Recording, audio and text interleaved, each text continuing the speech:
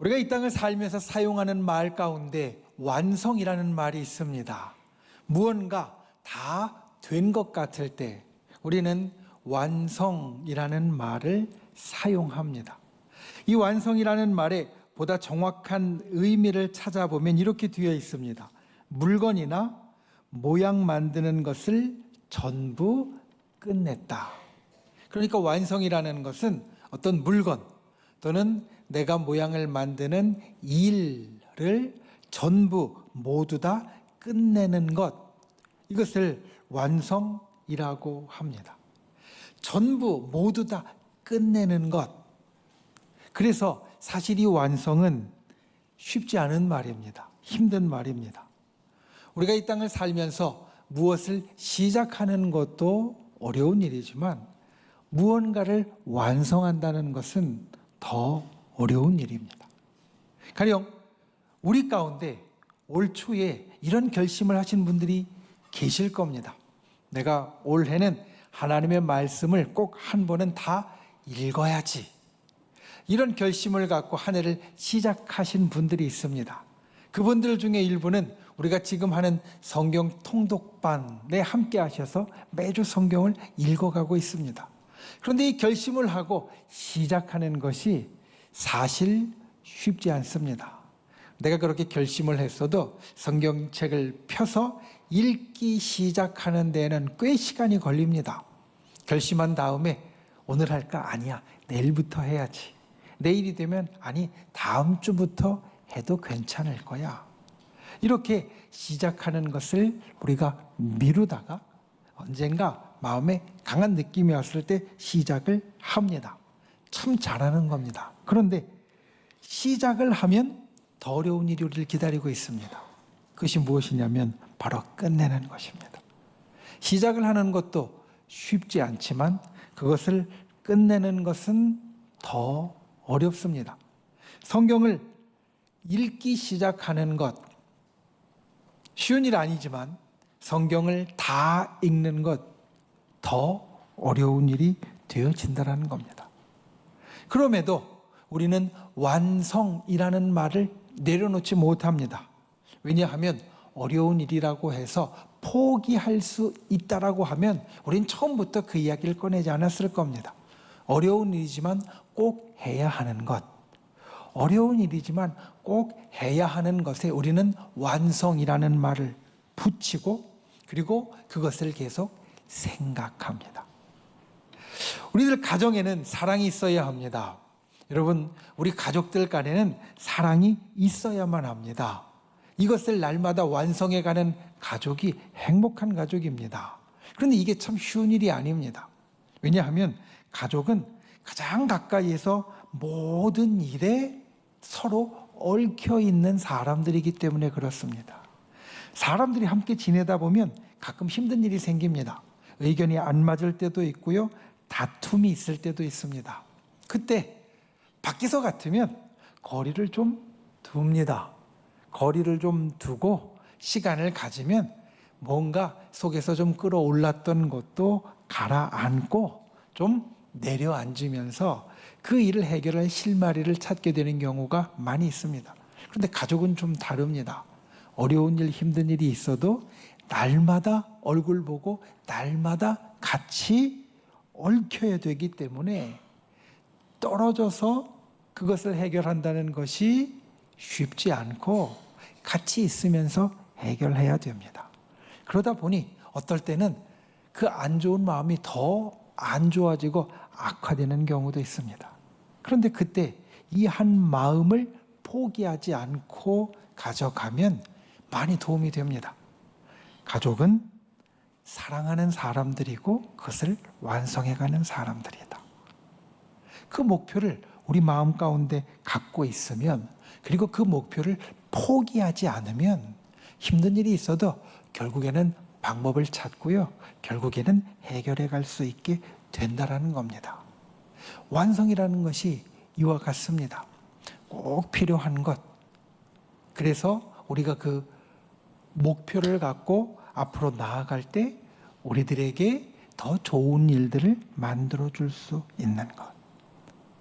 여러분, 완성은 힘든 일이지만 포기하지 않고 이루어야 할 일에 우리는 이 이름을 붙입니다. 신앙에도 완성이 있습니다. 신앙의 사람, 천국의 사람에도 완성이 있습니다.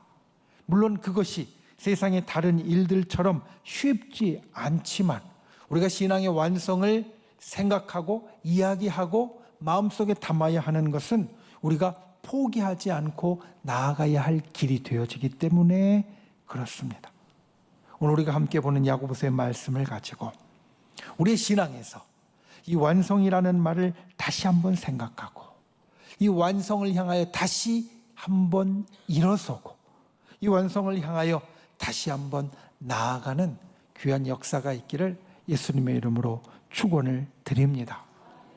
첫 번째, 영혼이 인간을 완성합니다. 오늘 본문 말씀 야고보서 2장 26절 말씀은 짧은 말씀, 그리고 우리가 많이 들어본 말씀입니다. 영혼 없는 몸이 죽은 것 같이 행함이 없는 믿음은 죽은 것이니라.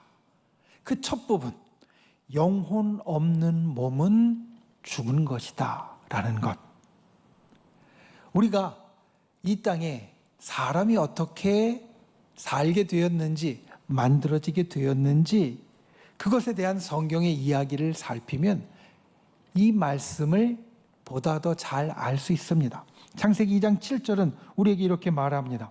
여호와 하나님이 땅에 흙으로 사람을 지으시고 생기를 그 코에 불어넣으시니 사람이 생명이 되니라. 여기에서 흙은 사실 티끌과 같은 말입니다. 땅의 티끌들을 모아서 생기를, 생명의 호흡을 불어넣으시니 사람이 생명, 살아있는 존재, 영혼이 있는 존재가 되었다라는 말씀입니다. 그러니까 하나님께서 사람을 만드실 때 먼저 티끌들을 모아서 사람을 만드시고 거기에 영혼을 불어넣으셔서 우리가 살아있는 존재가 되게 하셨다. 이것이 성경이 말하는 우리가 이 땅에 살고 있는 과정입니다. 이 속에서 드러나는 분명한 것, 그것은 우리 속에 영혼이 있다는 겁니다. 여러분, 저와 여러분의 이 속에 영혼이 있습니다. 저와 여러분의 이 속에 영혼이 있습니다. 우리가 이것을 기억해야 합니다. 왜냐하면 우리가 사는 세상은 점점 더 눈에 보이는 것에 집중하고 있는 세상이 되어지기 때문입니다. 이 세상은 눈에 보이는 것을 중요하게 여깁니다. 그리고 눈에 보이지 않는 것은 점점 더 가볍게 생각합니다. 가령 예전에는 사람들이 명예와 그리고 존경이라는 것을 중요하게 여겼습니다. 당장 나에게 얻어지는 것이 없어도 내가 명예를 얻고 존경을 얻으면 다른 것을 위하여서 때로는 희생하거나 아니면 열심히 힘쓰는 경우들이 있었습니다. 근데 요즘은 어떻습니까? 명예나 존경보다 더 확실하게 눈에 띄는 재물이나 권력에도 집중을 하지, 명예나 존경은 때로는 없어져도 상관이 없다라고 생각하는 시대에 살고 있다는 겁니다. 눈에 보이는 것이 더 중요하지 눈에 안 보이는 것은 저 뒷전으로 밀려나는 시대, 그게 지금 우리가 살아가는 시대입니다. 그런데 여러분, 우리 속에 눈에 보이지 않지만 영혼이 있습니다. 하나님은 우리 속에 영혼을 넣으셨습니다. 다른 말로 하면 티끌로 만들어진 존재의 영혼이 들어갔을 때 살아있는 존재가 되어졌습니다. 그러니 반대로 이야기할 때 살아있는 존재에서 영혼을 빼내면 그것은 그냥 티끌일 뿐입니다. 그러니 여러분, 영혼을 무시하거나 가벼이 지나치지 않는 분들이 되시기를 바랍니다. 하나님이 나에게 주신 영혼의 중요성을 항상 잊지 않는 분들이 되시기 바랍니다. 내 속에 있는 영혼을 바라보십시오. 내 속에 있는 영혼을 인정하십시오. 그리고 내 속에 있는 영혼과 함께하는 분들이 되시기를 주님의 이름으로 축원을 드립니다. 우리가 영혼 때문에 살아있는 존재가 되었기에 사실 성경은 우리를 가리킬 때 영혼이라는 그 이름을 많이 사용합니다. 이사야서 53장 11절은 그가 자기 영혼이 수고한 것을 보고 만족하게 여길 것이라 라고 말씀하고, 시편 42편 11절을 보면 내 영혼아 내가 어찌하여 낙심하며 어찌하여 내 속에서 불안해하는가 라고 말합니다. 수고하고 땀 흘리는 것은 사실 우리 몸인데 내 영혼이 수고했다라고 말하고, 불안하고 근심하고 낙심하는 것이 내 마음인데 내 영혼이 불안해하고 낙심해하고 그리고 어려워한다라고 성경이 표현합니다. 우리 마음 중심에, 아니 나라는 존재 중심에 영혼이 있기 때문에 그 영혼이 나를 대표하는 존재가 되어진 겁니다. 그리고 이것은 우리의 구원에 있어서도 마찬가지입니다. 여러분, 영혼이 인간을 완성합니다. 그렇기에 영혼이 구원을 받아야 우리가 구원을 받습니다. 마태복음 10장 28절에 예수님은 이렇게 이야기하셨습니다. 몸은 죽여도 영혼은 능히 죽이지 못하는 자들을 두려워하지 말아라. 우리의 구원, 특별히 온전한 구원은 몸에 있는 것이 아니라 영혼에 있다라는 말씀입니다. 영혼을 구원받는 사람은 온전한 구원을 누리는 사람이지만 반대로 영혼이 구원받지 못하는 사람은 온전한 구원을 누리지 못하는 사람입니다.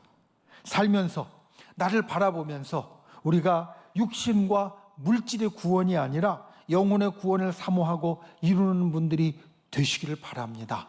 때로 우리에게 육신과 물질의 구원이 필요합니다. 하나님께서 우리들에게 그것을 허락하십니다. 하지만 정말 중요한 것, 우리의 구원을 온전케 하는 것은 육신과 물질의 구원이 아니라 내 영혼의 구원이다. 이것을 기억하고 내 영혼의 구원을 주님 앞에 이루어가는 분들이 되시기를 예수님의 이름으로 축원을 드립니다. 하나님이 우리의 중심에 영혼을 두셨습니다. 그리고 우리 구원의 중심에 영혼을 두셨습니다. 이것은 우리가 힘써야 할 중요한 것을 우리들에게 또한 일러줍니다. 그것은 우리 영혼이 하나님과 연결되어야 한다는 사실입니다. 우리 영혼이 하나님께로 왔습니다. 우리 영혼의 구원이 하나님께로부터 옵니다. 그렇기 때문에 우리의 영혼은 하나님과 연결되어져야 합니다. 그래야 진짜 살아있는 존재가 됩니다. 나를 완성하는 존재가 됩니다. 영혼이 하나님과 연결되면 나를 완성하고 살아있는 존재가 되어지고 저 천국에 이르기까지 계속해서 그 길을 걸어갈 수 있는 살아있는 존재가 되어집니다. 그러니 저 여러분이 항상 하루하루 삶 가운데에서 하나님과 연결되는 자, 하나님을 찾는 분들이 되시기를 바랍니다. 시편 42편 1절에 사슴이 시냇물을 찾기에 갈급함같이 내 영혼이 주를 찾기에 갈급하나이다 라고 말씀합니다. 사슴이 시냇물을 찾는 것, 살기 위해서 찾는 겁니다. 찾으면 살고 찾지 못하면 위태해집니다. 우리가 하나님을 찾는 것, 우리 영혼이 살기 위해서 찾는 겁니다. 찾으면 살고 찾지 못하면 위태해집니다. 그러니 날마다 순간순간 하나님을 찾는 분들이 되시기를 바랍니다. 하나님께 기도하는 분들이 되시기 바랍니다. 하나님을 찬송하는 분들이 되시기 바랍니다. 하나님을 예배하는 분들이 되시기를 바랍니다. 내 속에 있는 영혼을 살리고 내 속에 있는 영혼을 통하여 나를 완성하고 구원을 완성하는 저와 여러분이 되시기를 예수님의 이름으로 축원을 드립니다. 두 번째, 행함이 신앙을 완성합니다. 신앙은 믿고 바라는 일입니다.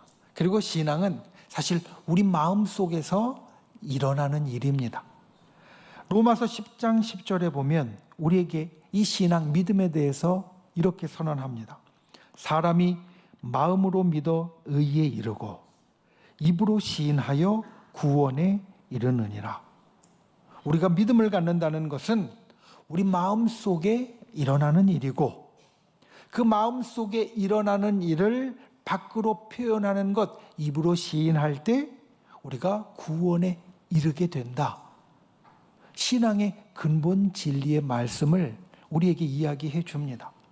마음으로 믿고 그리고 입으로 시인할 때 우리를 의롭게 하시고 구원시켜 주신다. 그런데 오늘 우리가 읽는 야고보서의 말씀은 여기에서 한 걸음 더 나아가는 삶을 우리들에게 일러줍니다. 오늘 우리가 함께 본 말씀 26절 앞에 이 말씀을 설명하는 것에 아브라함을 말합니다. 21절부터 23절까지의 말씀을 보면 아브라함, 성경에 믿음의 조상으로 나오고 처음 하나님을 믿으니 그것을 의로 여겼다라고 선언을 받은 아브라함에 대해서 우리에게 이렇게 설명합니다. 우리 조상 아브라함이 그 아들 이삭을 제단에 바칠 때에 행함으로 의롭다 하심을 받은 것이 아니냐? 내가 보거니와 믿음이 그의 행함과 함께 일하고 행함으로 믿음이 온전하게 되었느니라. 이에 성경에 이른 바 아브라함이 하나님을 믿으니 이것을 의로 여기셨다는 말씀이 이루어졌고 그는 하나님의 벗이라 칭함을 받았다. 그러니까 아브라함은 하나님을 믿었고 믿음으로 의롭다라고 선언을 받은 사람인데 그 의로움이 이루어진 것, 믿음이 이루어진 것은 언제냐? 그가 아들 이삭을 하나님께 제물로 바치려고 한 그 행동이 일어났을 때, 그 행동을 했을 때 그가 믿음을 이룬 자가 되었다라는 말씀입니다. 그러니까 우리가 마음으로 믿지만 행동으로 나타나야 그 믿음을 이루는 것이 되어진다. 이것을 오늘 야고보서는 우리들에게 말하고 있습니다. 행함이 없으면 우리의 마음의 믿음을 온전히 이루는 것이 아니다. 행함이 없으면 그 믿음은 온전한 믿음이 아니고 죽은 믿음이라는 겁니다. 죽은 믿음. 사실 신앙생활을 하는 우리가 반드시 알아야 할 것이고 중요하게 여겨야 될 것입니다. 죽은 믿음, 무엇인지 깨닫기 쉽지 않습니다. 그런데 반대를 생각하면 이게 분명해집니다. 믿음, 로마서 10장 10절 말씀을 설명드린 것 같이 믿음으로 우리가 의롭다 여김을 받고 믿음으로 우리가 구원을 받는다, 천국에 간다 라고 성경은 말합니다. 이게 살아있는 믿음입니다. 살아있는 믿음은 우리로 의롭게 만들어줍니다. 살아있는 믿음은 우리로 구원을 받게 합니다. 살아있는 믿음은 우리로 천국에 가게 합니다. 그러면 반대 죽은 믿음은 어떤 믿음이냐? 우리를 의롭게 만들지도 못하고 우리를 구원받게도 못하고 우리를 천국에 가게도 못하는 게 죽은 믿음이라는 겁니다. 이 말은 참 무서운 말입니다. 왜냐하면 우리가 이 땅에서 믿음을 가졌다고 생각하고 교회도 열심히 다니고 말씀도 듣고 그리고 하나님 앞에 봉사하는 것, 일하는 것도 열심히 했는데 나를 의롭게도 못하고 나를 구원하지도 못하고 나를 천국에도 가지 못하게 한다면 이건 정말 무서운 말이고 심각한 말입니다. 믿음 생활하는 우리가 그렇게 되어서는 정말 안 됩니다. 그런데 우리가 때로 그렇게 되어지는 이유, 그것은 우리가 믿음을 잘 알지 못하기 때문입니다. 여러분, 믿음은 내 안이 완전히 바뀌어지는 사건입니다. 그래서 믿음은 내 속이 변혁되는 사건이라고 말합니다. 어떻게 변혁되어지느냐? 믿음을 갖기 전에 내 인생의 주인은 나입니다. 내 인생의 주인은 내가 되어서 내가 온전하고 내가 마음대로 가는 인생이 됩니다. 그런데 믿음을 가지면 내 인생의 주인이 예수님으로 바뀌게 됩니다. 그리고 이것은 우리의 삶에 아주 중요한 변화를 가져옵니다. 여러분 생각해 보십시오. 우리가 살면서 때로는 길을 가고 때로는 일을 하고 때로는 사람을 만나고 때로는 무언가를 할 때 내가 중심인 사람은 이런 생각을 할 겁니다. 이걸 하면 내가 편하고 좋을까? 이걸 하면 내게 도움이 될까? 이걸 하면 내가 즐겁고 행복할까? 내가 중심이 된 사람은 어떤 일을 하든지 당연히 이런 생각을 합니다. 이게 나한테 좋을까?